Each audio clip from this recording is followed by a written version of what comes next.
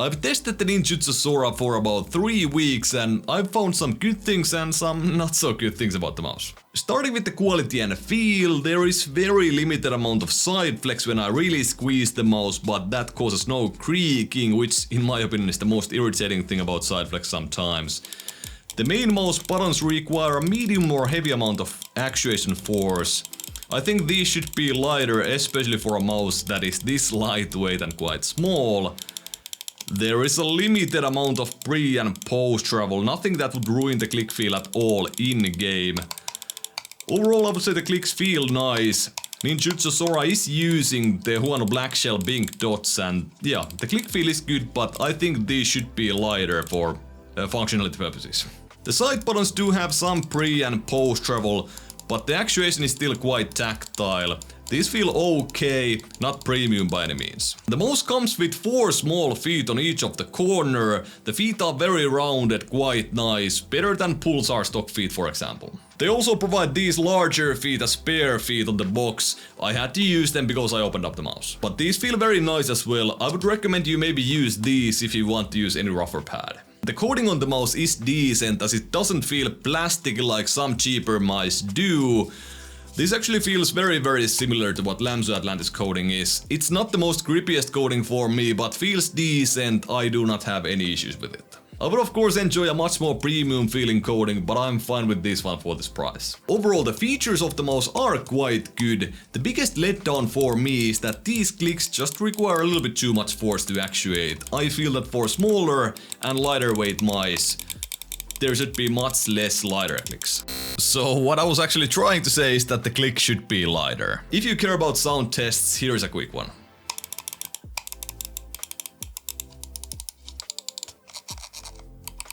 Moving on to the shape of the mouse, and it may actually look quite familiar to many of you, as it definitely has that small XM1 vibe.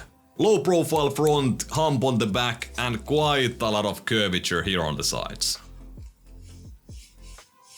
I was expecting the size to make it so that this really feels nothing like an XM1 or the Lamzo Atlantis, but actually in hand the Sora still feels familiar. The biggest difference for me is that the Sora is thinner than both of these. You can especially see that the back of the mouse, so if I grip the XM1 or the Atlantis in the way I want, the wide back of the mouse kind of pushes my thumb backwards. Whereas with the Sora my thumb is more extended because the back is not as wide. In terms of how the Sora feels against other smaller mice, with the X2 the difference is quite large as the X2 has those flat sides and there is barely any curvature, and for example the HDS Plus just has overall very different profile. The Xtrfy M42 actually has a fairly similar design, and both of the humps on the M42 are just quite different to the Sora hump. The sides curving up vertically makes the mouse usually easy to lift, but I do not have any such issues with the Sora because yeah, this mouse weighs 47 grams on my scale, and yeah, the balancing is also very well done. Super impressive actually for a mouse that is this small. A personal issue for me is also that I got some wrist pains using the mouse. I suspect it is because of the aggressive hump combined with the curved up sides.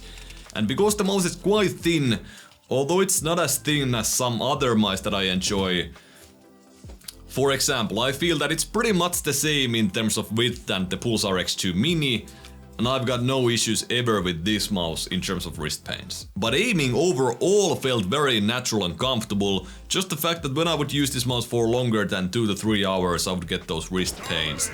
But yeah, no issues tracking, no issues with flicks. All in all, my experience was kind of okay. I wasn't anywhere close to my peak, but I suspect that was mostly because I haven't used the mouse as much because of those wrist pains that I get. Moving over to the performance of the mouse, and in terms of motion, the Sora performs okay. It has about 2 to 2.5 milliseconds of motion delay over the CA13C. 1000 Hz polling rate on the mouse is stable, but not quite as stable as on the GPX. When I actually got the mouse, my polling results were very unstable, and I've seen some other people complain about this as well, but for some reason I can't reproduce those polling instabilities anymore, so I will have to call the polling stable for now. The Sora of course has the 3395 sensor, so it should have motion sync enabled by default, and it definitely looks like it does. The implementation just does not look quite as clean as for example on the Pulsar X2. There is also some weirdness on the click latency of the mouse. The latency doesn't actually look all that bad. For example, with this test run I got 3.7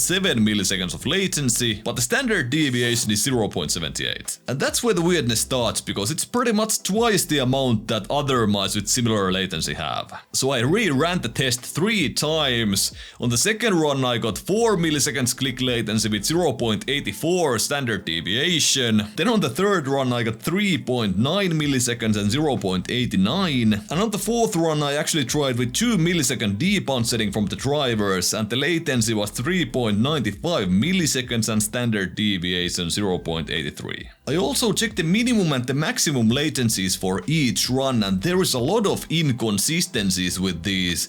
Basically I've never had anything like this happen with any other mouse. So the mouse definitely isn't without any issues. It's using the T-Link MCU, and I've heard that it's proven to be difficult before.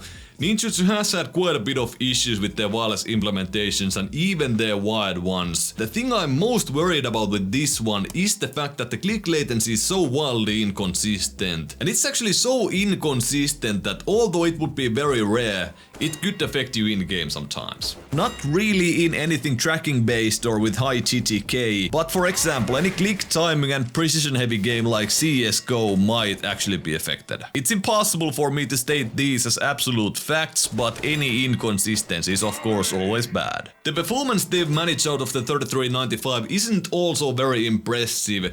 2 to 2.5 milliseconds of motion latency, it isn't much, it's debatable if you can even feel that or not, but it's still worse than for example some Comp X solutions, like again the Pulsar X2. Or actually sorry, it's pretty much the same as the Pulsar X2 with motion sync on, but it's worse than the Lamsu Atlantis for example.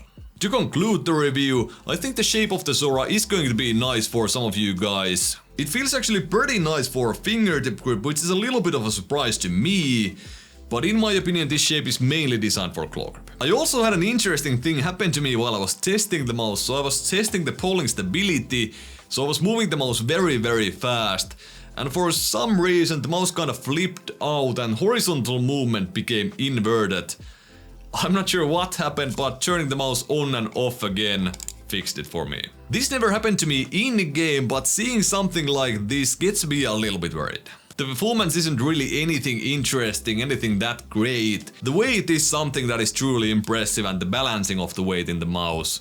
So if you really care that much about the weight, I think the Sora might be interesting for you to try. But for this price, and specifically in the US, you can get the Pulsar X2 Mini from LethalGamingGear. And in Europe the X2 is even cheaper than the Sora, so it really gets hard for me to recommend this mouse. Otherwise, I enjoy the X2 Mini much more in terms of shape, and it also performs better. But of course, the Pulsar X2s have had quite a bit of quality issues, so keep that in mind. The LethalGamingGear LA1 should be also coming in at some point, and it should wipe the floor with the Sora. As a final thought, I will say that of course some of these issues can be solved by firmware upgrades. But hey, thank you so much for watching, I hope you enjoyed the video, have a great day, and see you in the next one.